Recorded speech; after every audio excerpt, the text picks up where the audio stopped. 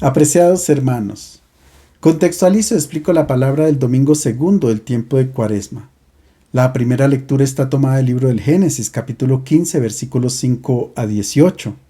Dios promete a Abraham una gran descendencia y la posesión de la tierra. El sueño de todos los nómadas del desierto era poseer una tierra fértil donde el agua descienda del cielo y no haya necesidad de excavar para sacarla de los pozos. De esta manera se hace más sencilla la agricultura. El nómada busca una tierra donde establecerse con su propia familia y vivir en paz, como dice el libro del profeta Miqueas. Se sentará cada uno bajo su parra y su higuera sin sobresaltos. Abraham es uno de estos nómadas. Ha salido de un país lejano, de Ur de los Caldeos. Ha estado moviéndose por muchos años de un lugar a otro como un caminante sin meta. Ya es anciano y no tiene hijos. De acuerdo con la mentalidad judía, su vida se precipita hacia un final de fracaso. Un día, sin embargo, recibe la revelación del Señor que le promete lo que él ha siempre soñado y no ha sido capaz de conseguir: una tierra y una descendencia numerosa como las estrellas del cielo. El Señor dijo a Abraham: mira al cielo, cuenta las estrellas si puedes. Y añadió: así será tu descendencia. Abraham creyó al Señor y el Señor se lo tuvo en cuenta para su justificación. El Señor le dijo: yo soy el Señor que te saqué de Ur de los Caldeos para darte en posesión esta tierra. Él replicó: Señor mío, ¿cómo sabré que voy a poseerla? Respondió el Señor: tráeme una novilla de 3 años, una cabra de 3 años, un carnero de 3 años, una tórtola y un pichón de paloma. Abraham los trajo y los partió en medio, colocando una mitad frente a otra, pero no descuartizó las aves. Los buitres bajaban a los cadáveres y Abraham los espantaba. Cuando iba a ponerse el sol, un sueño profundo invadió a Abraham y un terror intenso y oscuro cayó sobre él. El sol se ocultó y vino la oscuridad. Una humareda de horno y una antorcha ardiendo pasaban entre los miembros descuartizados. Aquel día el Señor hizo alianza con Abraham en estos términos: a tus descendientes les daré esta tierra, desde el río de Egipto al gran río Éufrates. El texto no hace referencia a ninguna obra buena por parte de Abraham para ser declarado justo, porque la llamada y las promesas de Dios son un don gratuito. Es la primera vez que se dice en la Biblia que un hombre ha tenido fe en Dios, pero en hebreo el verbo amán, que nosotros traducimos por creer, significa apoyarse en un fundamento sólido, estable, seguro. De ahí viene la palabra amén. Por tanto, no indica una adhesión intelectual a algunos dogmas, sino la confianza total y sin condiciones que damos a una persona. Abraham ha oído la voz de Dios y se ha abandonado en sus brazos. Ha creído en él, seguro de no ser traicionado. Esta es la fe que Dios le tuvo en cuenta para su justificación. Es una afirmación importante que será retomada por el apóstol Pablo en la carta a los Romanos y en la carta a los Gálatas. Significa que Dios ha considerado justo a Abraham, no porque éste haya hecho obras virtuosas y meritorias, sino porque el patriarca ha establecido una relación justa con el Señor. Se ha fiado de sus palabras, de sus promesas, ha permanecido firme a pesar de las adversidades que lo hubieran podido motivar a pensar lo contrario. Dios responde a la fe de Abraham pidiéndole un ritual para establecer una alianza. Entre los pueblos antiguos de Mesopotamia, los pactos solemnes se estipulaban con una ceremonia. Se tomaba un animal, un buey, un cabrito, una oveja, y se descuartizaba. A continuación, los que se comprometían con un juramento de fidelidad pasaban por en medio de los pedazos de carne pronunciando esta fórmula: si traiciono el pacto, que me hagan pedazos como este animal. Todo sucede en una misteriosa visión. Pareciera que el sueño es necesario para la revelación de Dios. Recordemos que durante el sueño de Adán es creada la mujer. Dios revela lo que sucederá en Israel a José, el hijo de Jacob. También a José, el esposo de María, Dios le comunica lo que debe hacer mediante un sueño. Y en el Evangelio de hoy, los discípulos se duermen en el monte de la Transfiguración. Es que el sueño es como un obstáculo que se presenta para comprender los designios de Dios. Pero cuando el sueño se apodera de Abraham, es que el Señor viene a establecer un pacto con él. Ahora bien, después de haber hecho la promesa, Dios ordena a Abraham sacrificar a los animales y colocar sus carnes a ambos lados de un sendero, de un camino, y el Señor pasa por medio de las víctimas como una llama de fuego. Pero fijémonos muy bien, solo Dios cumple el rito de la alianza, solo Él pasa. Abraham no pasa entre las carnes de los animales. La promesa de Dios es absolutamente incondicional, no pide nada a cambio. Sabe que el patriarca no puede cumplir porque sus hijos frecuentemente son infieles e incrédulos. Durante el Éxodo llegarán incluso a pensar que el Señor los ha conducido al desierto para hacerlos desaparecer. La llamada y las promesas de Dios al hombre son siempre gratuitas e irrevocables, como dice San Pablo en la carta a los Romanos. Y los profetas presentan a Dios siempre y en toda circunstancia como el esposo fiel, aunque la esposa le traicione. Es que el amor infinito de Dios no se rinde ante ninguna traición. La segunda lectura está tomada de la carta del apóstol San Pablo a los Filipenses, del capítulo 3, versículo 17 al capítulo 4, versículo 1. Es una exhortación a la comunidad cristiana de Filipo para que siga siendo fiel al Señor. Si bien es cierto, en la comunidad de Filipo hay un grupo que es fiel al Señor, sin embargo hay otro que se comporta como enemigo de la cruz de Cristo. Por tanto, el apóstol expresa su sufrimiento ante este comportamiento y pide a todos seguir su ejemplo. Hermanos, sigan mi ejemplo y pongan la mirada en los que siguen el ejemplo que yo les he dado. Muchos, se lo decía frecuentemente, y ahora se lo digo llorando, viven como enemigos de la cruz de Cristo. Su destino es la perdición, su Dios es el vientre, su honor lo que es vergonzoso, su mentalidad es terrena. Nosotros, en cambio, somos ciudadanos del cielo, de donde esperamos recibir al Señor Jesucristo. Él transformará nuestro cuerpo mortal, haciéndolo semejante a su cuerpo glorioso, con el poder que tiene para dominar todas las cosas.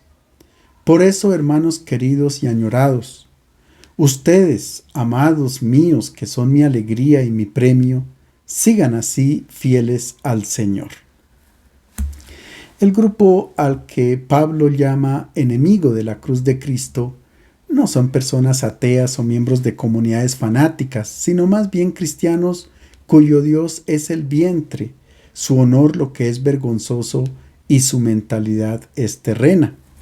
Son personas que, de acuerdo con las expresiones que utiliza Pablo, fundamentan su vida en la sensualidad, los placeres de la comida y el sexo. Pero es posible que el apóstol también esté pensando en aquellos que fundan su fe en prácticas tradicionales del judaísmo, como la circuncisión, la abstención de ciertos alimentos, ayunos y privaciones extenuantes. Estos son comportamientos que hacen referencia únicamente al vientre. Es que para ser amigos de la cruz de Cristo no es necesario un exagerado sufrimiento, la mortificación, hacer sacrificios, renunciar a la alegría. La palabra mortificarse significa hacerse morir, y nosotros queremos vivir, no morir. La muerte en todas sus manifestaciones siempre nos parece un mal, pero no todo lo que a nosotros nos parece vida lo es realmente tampoco. Pablo declara que esta es la única elección sabia. Nosotros somos ciudadanos del cielo y nos espera la transformación de nuestro cuerpo mortal.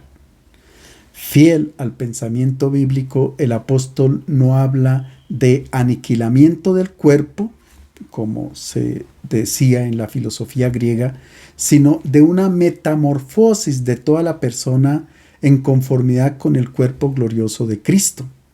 Se equivocan entonces quienes miran a esta tierra como si fuera la morada definitiva y hacen del vientre su Dios. En este mundo el hombre es un extranjero, un nómada, como lo era el patriarca Abraham. El Evangelio está tomado de San Lucas capítulo 9 versículos 28 a 36. Se trata de la transfiguración del Señor. Desde el punto de vista geográfico, la tradición cristiana ha ubicado este acontecimiento en la cima del monte Tabor, una montaña que se eleva en el centro de la llanura de Esdrelón en el norte de Israel. Este monte, para los cananeos, unos 1000 años antes de Cristo, era un lugar sagrado. Ellos subían allí para ofrecer sacrificios a sus divinidades. Para conmemorar este hecho fundamental de la transfiguración, la tradición cristiana construyó sobre la cima de este monte en el periodo bizantino 3 capillas, como recuerdo de las 3 tiendas que Pedro quería construir. Más tarde, en el año 1924, se edificó un hermoso templo sobre estas 3 capillas y en el ábside de esta iglesia aparece el bello mosaico que representa la transfiguración del Señor con todos los personajes que intervienen. El pasaje de la transfiguración ha sido interpretado por algunos como una breve anticipación de la experiencia del paraíso, concedida por Jesús a un número restringido de discípulos para prepararlos a soportar la dura prueba de su pasión y muerte. Pero no se trata de un hecho material, sino una página de teología bellísima, compuesta por imágenes bíblicas con un significado que impacta incluso nuestra vida actual. Todos los años se propone meditar este acontecimiento en el segundo domingo de Cuaresma, porque nos prepara para leer de manera correcta los relatos de la pasión, muerte y resurrección de Jesús. Es que la cruz en la que murió Cristo no era el signo que caracterizaba a los primeros cristianos. No los identificaba. Ellos tenían otros signos, el ancla, el pez, el pavo real, etc. Solo después del siglo IV, la cruz se convierte en símbolo para los cristianos cuando, en el año 312, cerca de Roma, Constantino vence a Magencio en la batalla de Ponte Milvio sobre el río Tíber y se proclama emperador de todo el imperio romano. Se dice que antes de la batalla, cuando Constantino levantó la vista al sol, vio una cruz de luz y la inscripción en lengua griega en totu tonica, que significa por esto la victoria. Luego se traduce al latín in hoc signo vinces, que significa con este signo vences. Y así fue. Pero antes de este acontecimiento, vuelve a repetir, la cruz era signo de un derrotado y se utilizaba como escarnio para burlarse de los cristianos. En la época de Domiciano tenían un grafiti con la representación de un hombre con la cabeza de un asno que estaba crucificado. Y había un devoto que lo adoraba y aparece una inscripción en griego que traduce Alexandro adora a su Dios. Sin lugar a duda, Alexandro era un cristiano al que sus colegas tomaban del pelo. La cruz era signo de escarnio, por eso Pablo en la primera carta a los Corintios dice: nosotros predicamos a Cristo crucificado, piedra de tropiezo para los judíos y necedad para los gentiles. Pero para los llamados, tanto judíos como griegos, Cristo es poder de Dios y sabiduría de Dios. La cruz se convierte en sabiduría de Dios para los llamados. Este paso de la comprensión de la cruz, que deja de ser escarnio para pasar a ser sabiduría de Dios, es lo que los evangelistas quisieron comunicar y lo hacen mediante un relato, no mediante razonamientos abstractos. Lucas nos invita a ver al crucificado no como un fracasado, sino como un hombre realizado a quien Dios había elegido y lo ha declarado como su hijo. Veamos los primeros versículos de este texto. 8 días después de estos discursos, Jesús tomó a Pedro, Juan y Santiago y subió a la montaña a orar. Mientras oraba, su rostro cambió de aspecto y su ropa resplandecía de blancura. De pronto 2 hombres hablaban con él, eran Moisés y Elías, que aparecieron gloriosos y comentaban la partida de Jesús que se iba a consumar en Jerusalén. El texto inicia con una indicación de tiempo. 8 días después de estos discursos. Hace referencia a las enseñanzas que el Maestro había dado a sus discípulos y a la multitud, pero en particular al anuncio de la pasión. El Hijo del Hombre debe sufrir mucho, ser rechazado por los ancianos, los sumos sacerdotes y los escribas, ser condenado a muerte y resucitar al tercer día. Y luego había dicho, el que quiera venir detrás de mí, que renuncie a sí mismo, que cargue con su cruz cada día y me siga. Es una propuesta para donar la vida, no para retenerla para sí mismo de modo egoísta. Es una invitación a creer en Él, a tener fe en Jesús. Sin pruebas, solo la confianza en Él. Lucas quiere ayudar a su comunidad y a nosotros a entender que esta propuesta que Jesús hace es la propuesta verdadera y que haciéndola se obtiene la vida. Claro, los discípulos no querían escuchar esta iniciativa de Jesús, cerraban sus ojos y sus oídos. Querían seguir cultivando sus sueños. Pedro reacciona y se opone a Jesús porque piensa que esta manera de pensar proviene del maligno. Según Pedro, Jesús tiene que ser un vencedor a la manera de este mundo. Pero había un grupo dentro de los discípulos que comenzaron a entender que la propuesta del Maestro era la verdadera. Y Lucas nos cuenta el camino que ellos hicieron para llegar a esta conclusión. En primer lugar, se dejaron acompañar por Jesús para subir al monte. El monte no es el Tabor. Bíblicamente, el monte hace referencia al mundo de Dios. Jesús fue capaz de hacer entender a un grupo de discípulos antes que a todos la manera de pensar de Dios. Ellos han dejado la llanura, donde todo el mundo piensa a modo humano, para subir hacia lo alto. En la llanura todos razonan de acuerdo con los criterios y valores que ofrece el mundo. ¿Quién cuenta? Pues el que tiene mucho dinero, el mejor auto de marca, el que aparece en los periódicos, etc. Con estos criterios Jesús pues es un derrotado, no tiene nada, simplemente es un hombre bueno, pero no hay que seguirlo. Para ver de modo distinto a Jesús hay que subir al monte.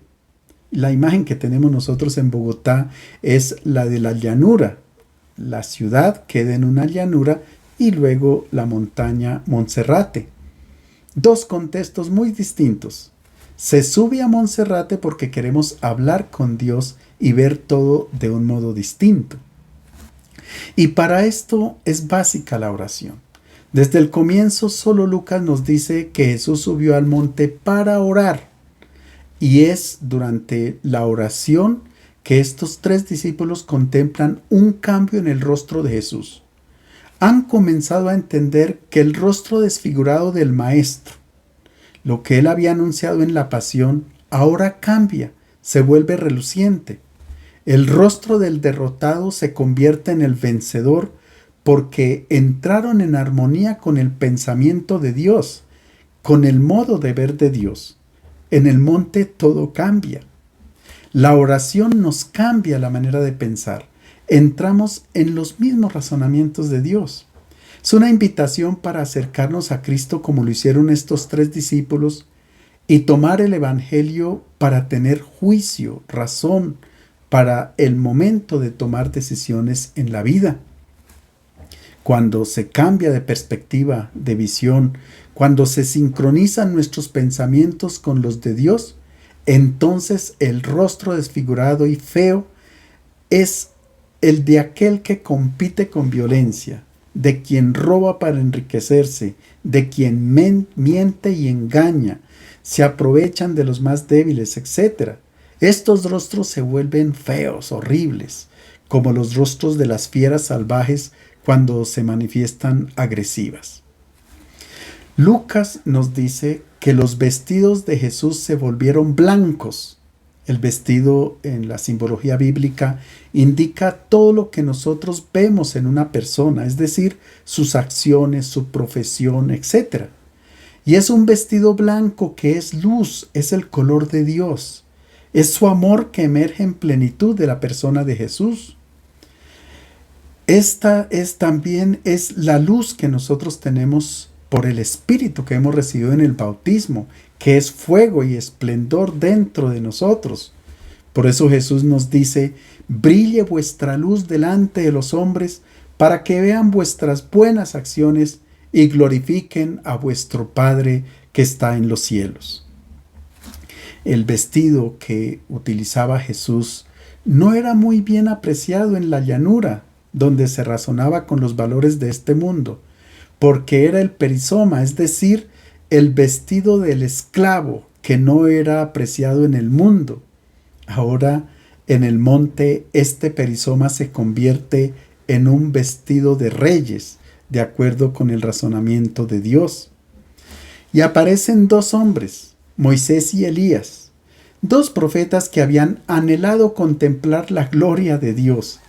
Cuando Moisés pide a Dios mostrar su rostro, Dios le responde que no es posible.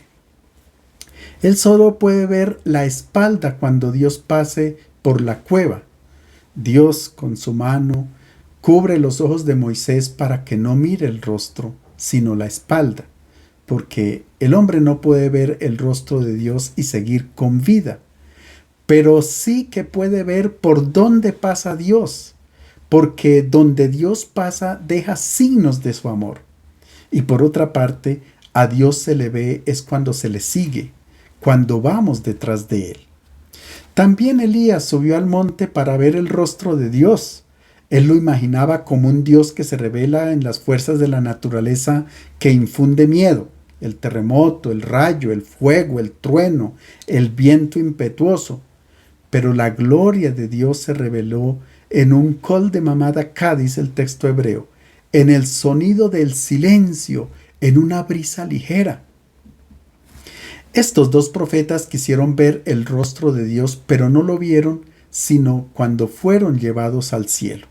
Elías fue llevado al cielo en un carro de fuego y Moisés murió en el monte Nebo, es decir, en la presencia de Dios. Ahora, estos dos personajes están en el monte de la transfiguración porque deben dar testimonio que el profeta esperado es Jesús. Moisés había dicho: el Señor tu Dios suscitará en medio de ti, entre tus hermanos, un profeta como yo. A él deberán escuchar. Por su parte, el profeta Malaquías dice: Dios enviaría al profeta Elías antes que llegue el Mesías. Él hará volver el corazón de los padres hacia los hijos y el corazón de los hijos hacia los padres. Y Jesús mismo dice que Elías ya vino en la persona de Juan el Bautista. Ahora los dos dan testimonio que el Mesías es Jesús. Por otra parte, estos dos profetas representan todo el Antiguo Testamento. Moisés representa la Torá, los 5 libros de la ley, y Elías todos los escritos de los profetas que dan testimonio que Jesús es el hombre de acuerdo con el pensamiento de Dios, el verdadero Hijo de Dios. Ahora, el diálogo se centra en el éxodo que Jesús tenía que llevar a cabo en Jerusalén. Significa que la Escritura, Moisés y los profetas confirman lo que Jesús ha dicho en el anuncio de la pasión, que sufrirá mucho, será asesinado, pero el éxodo no será hacia la tumba, sino hacia la gloria, hacia la plenitud de vida. Esta comprensión la tuvo Jesús para entender la misión que el Padre quería que él llevara a cabo. También Jesús, leyendo la Escritura y por medio de la oración, comprendió cuál era el éxodo que debía recorrer. Veamos la reacción de los discípulos ante esta revelación del Maestro. Pedro y sus compañeros tenían mucho sueño. Al despertar vieron su gloria y a los dos hombres que estaban con él. Cuando estos se retiraron, dijo Pedro a Jesús: Maestro, qué útil se está aquí, qué útil estar aquí. Vamos a armar 3 chozas, una para ti, una para Moisés y una para Elías. Pero no sabía lo que decía. El mensaje que nos transmite Lucas es claro. Hay que ver el rostro glorioso de Jesús en el rostro del crucificado, en aquel que ha dado la vida por amor. Ver en el vestido del esclavo el traje de un rey, glorioso, que brilla porque tiene la luz divina. Los discípulos están llenos de sueño. En los pasajes del Evangelio que hacen alguna referencia a la pasión y muerte de Jesús, estos 3 discípulos son siempre víctimas del sueño. También en el huerto de los olivos se dejan vencer por el sueño. Es extraño que siempre en los momentos cruciales sientan esta irresistible necesidad de adormentarse. El sueño es frecuentemente usado por los autores bíblicos en sentido simbólico. Pablo, por ejemplo, escribe a los romanos: ya es hora de despertar del sueño, la noche está avanzada, el día se acerca. Con esta llamada urgente, el apóstol quiere sacudir a los cristianos del torpor espiritual, invitándoles a abrir la mente para comprender y asimilar la propuesta del Evangelio. En nuestro relato, el sueño indica la incapacidad de los discípulos para asimilar el pensamiento de Dios. Cuando Jesús realiza prodigios, cuando la multitud le aclama, los 3 apóstoles se muestran bien despiertos. Pero cuando Jesús comienza a hablar del don de la vida, de morir en una cruz, de la necesidad de ocupar el último puesto, de convertirse en siervos, no quieren entender. Lentamente cierran los ojos y se quedan dormidos para continuar soñando con los aplausos y los triunfos. Pedro propone construir 3 tiendas. Quien construye una tienda o cabaña en un lugar lo hace con la intención de quedarse allí, de permanecer al menos por un tiempo largo. Jesús, por el contrario, está siempre en camino. Debe realizar un éxodo y los discípulos son invitados a seguirle. Las 3 tiendas quizás indiquen el deseo de Pedro de quedarse para perpetuar la alegría experimentada en el momento de intensa oración con el Maestro.